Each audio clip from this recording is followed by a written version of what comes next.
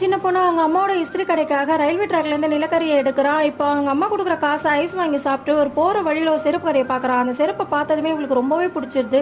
எப்படியாவது இந்த செருப்பை வாங்கணும்னு சொல்லிட்டு அவங்க போட்டு இந்த செருப்பை தூக்கி விசிற வச்சுட்டு அவங்க அம்மா கிட்ட போயிட்டு, அம்மா எனக்கு புது செருப்பு வாங்கி தெரியும் அப்படின்னு கேட்கறா. அவங்க அம்மாவும் நீ போட்டு இந்த செருப்பு என்னம்மா ஆச்சுன்றாங்க. இல்லம்மா அது பிஞ்சு போச்சு, அதனால தான் தூக்கி போட்டா அப்படின்றா.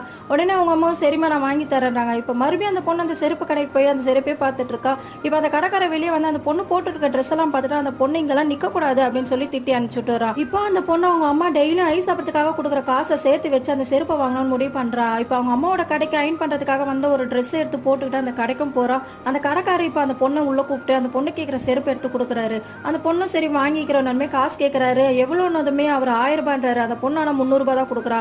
இது 1000 ரூபாய் 300 ரூபாய் பத்தாதுன்னு சொன்னதுமே அந்த பொண்ணு அந்த செருப்போட அவங்க வீட்டுக்கு ஓடி போறா.